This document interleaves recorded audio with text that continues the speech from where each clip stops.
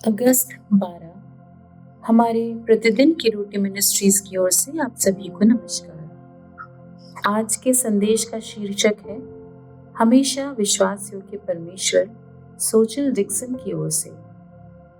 पवित्र शास्त्र का भाग भजन संहिता 33 1 से 11। हे धर्मियों, यहोवा के कारण जय जयकार करो, क्योंकि धर्मी लोगों को स्तुति करना शोभा देता है। वीणा बजा बजा कर यहोवा का धन्यवाद करो, 10 तार वाली सारंगी बजा बजा कर उसका भजन गाओ।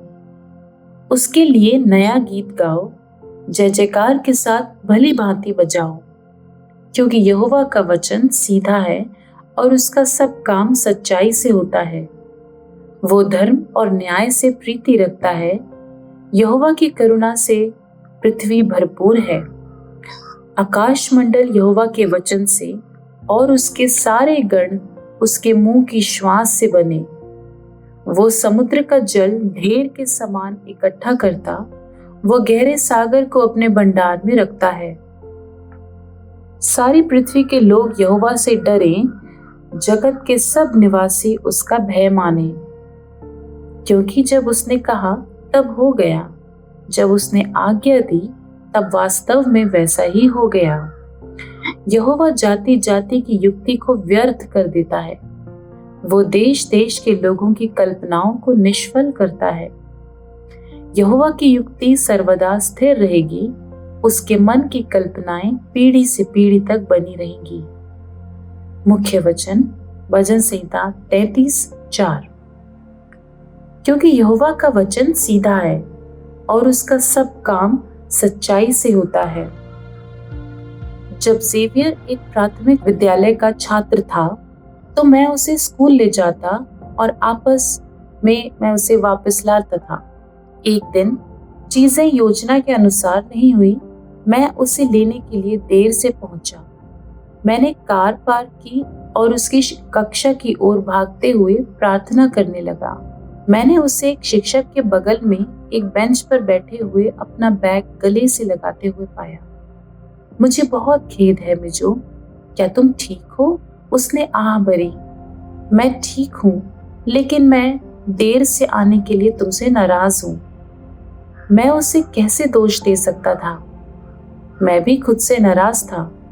मैं अपने बेटे से प्यार करता था, लेकिन मुझे पता था कि कई बार ऐसा होगा जब मैं उसे निराश करूंगा।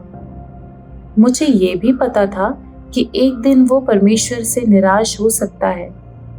इसलिए मैंने उसे ये सिखाने के लिए कड़ी मेहनत की कि परमेश्वर ने कभी भी कोई वादा नहीं तोड़ा है और ना ही कभी तोड़ेगा।